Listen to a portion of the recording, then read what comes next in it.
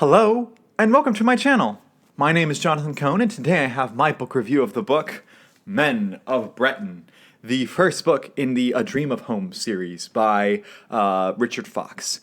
This is the first book in a series that is a very much a military science fiction series, and this is not the first Richard Fox book that I've read. I did read last year, at the end of the year, I read his new book, Light of the Veil, which is supposed to be a kind of Star Wars space opera science fiction epic that he's starting, and is the first book of a series called The Shattered Star Legacy. And, that book fell flat for me. Like, I think I gave it maybe like a 5 out of 10. Like, didn't love it, didn't hate it. I just think it just didn't really work. That's how I felt about this book. But I wanted to give Richard Fox a try, because I wanted to see if this worked. And I saw how short Men of Bretton was, and I was like, you know what? This is short enough. I can slide it onto the schedule. I might be able to enjoy it. So I picked up Men of Bretton, and I knew it was going to be military science fiction, but it was still, it's a new subgenre for me. I've read the Navy military sci-fi stuff that David Weber does. I've read like the kind of Marine/Special Forces sci-fi that is in Halo, that is also in like Timothy Zahn's Cobra series. So I read that kind of stuff. But this is very much Army based. If those were Navy and Marines and Special Forces, this is just Army. And I guess this would kind of fall into Special Forces a little bit, because there are some like Special Force types in here, but really this is an Army type book. And Richard Fox himself was in the Army, and I think that's why this book works so well, is it's very relatable, and it feels very, like the dialogue, the characters, everything feels very realistic. Whereas he was going into a new subgenre with Light of the Veil that just didn't seem to work as well for him. But Men of Bretton works for Richard Fox. If you enjoy the Halo storyline, the video games, and if you enjoy specifically the first Halo novel, Fall of Reach, I think that you'll probably enjoy Men of Bretton. The basic premise of the book is that there is this group called the Hegemony, which is this intergalactic coalition of planets that work together, and they all serve, the leadership. And the Hegemony sends soldiers from the planet Bretton to another planet to try to stomp out an insurgency that's happening, and it's a religious insurgency. Very much think it's kind of like sending troops from America to the Middle East, to like Iraq or Afghanistan, to stop religious fanatics there. And so that's basically what is happening in this book. However, there are some twists that happen. Some things happen with the Hegemony that completely change the game. And some things happen on the planet that completely change the game and force these soldiers, these Men of Bretton, to have to try to escape the planet and make it back to their home of Bretton. And they have to do it now.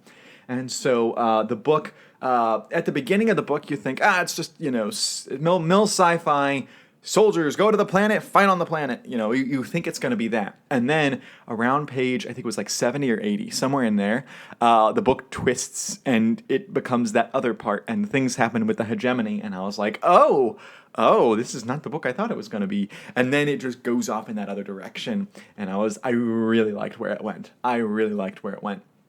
And I think the second 2/3 of the book is where it just took off for me. It just became such a good book. The first third is it's a fine book, but the second 2/3 of this book is really good. You have, a decent cast of characters that actually were pretty memorable here. You have the leadership. You have Lambert, who is like the pencil pusher, guy who's dealing with like paperwork that ends up being in a leadership position.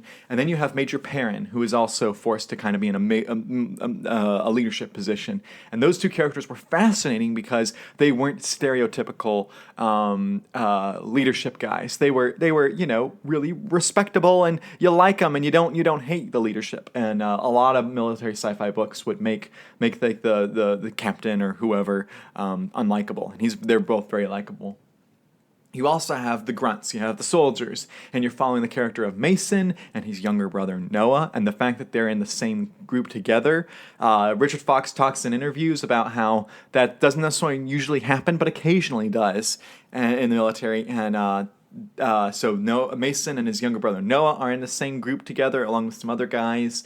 And then there's the character of Felix, who is from another hegemony world, and he ends up getting kind of, all his team dies when they're fighting in the jungle, and so he's trying to escape that jungle, and he ends up meeting up with the men of Bretton, and they fight together.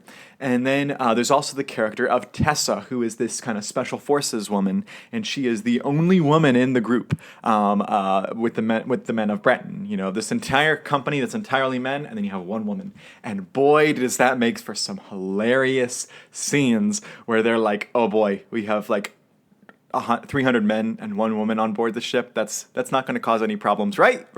So I thought the book was that just added a really funny dynamic. Let me just say it's appropriate, but the shower scene in this book, absolutely hilarious, and this is coming from a prude. That scene was hilarious. Also, there's also some great humor that is like military style humor. Like one guy accidentally shoots someone in the wrong place during battle, and they just never stop giving him the end of it, and it is hilarious. It is the way that Richard Fox, you would think that by the end of it, it would be boring, and you'd be like, all right, stop making that joke. You already made it like 15 times. It's funny every time because the guy that they're making fun of just reacts in the most hilarious way. And so, again, the book is funny. It's relatable. I really connected with the characters. And I think the plot, again, with the second half of the book, this going into the second 2/3 of the book, works really well for the book. And the book tells its own complete story in that there is like a beginning, middle, and end of this arc, but it is part of a greater story that is certainly happening, and you can see the seeds of that story in this book. And there is a cliffhanger at the end of the book that really just made me excited, and I really hope that Richard gets to continue this story. I really hope that he is able to tell more books in this series, for one, because they're so short, so they shouldn't take long to write, and also it's just so entertaining. And I think that this is much more his wheelhouse. I think that this is a series that will work for Richard once we can get word out about this book. I think people will enjoy it more. I think that it could do well if more people pick it up. But I really enjoyed those elements of the book. Now for something I didn't enjoy in the book, I get it's military, and in the military, guys swear. And, I get it. I don't like when I have to read swear words in my books because, I'm very much part of a worldview that does not agree with that. But I understand that happens in the military. But it is just so egregious when you have characters who are talking about their faith and talking about their religion and their connection to the church and to Jesus and all this stuff, which, again, this is set in like the far future, so there's still Christianity and stuff. But these characters who are in one sentence talking about how important their religious beliefs are to them, and in the next sentence using egregious use of swear words. And I get that the military uses that stuff, but it's like, just come on, like, were you really Christian if you were doing that? Like, it's just so frustrating. It's just such a frustrating thing to read in books. And again, I get why Richard included that in the book. I'm not saying it's unrealistic. I'm just saying it is frustrating and it is annoying to read. That was something I didn't particularly love. Other than that, there are some, like, I can't talk because of spoilers. There are some twists in this book that just like completely changed the way the book you view it. Thought it was great. There's also some great themes in this book. There are some great themes about how I'm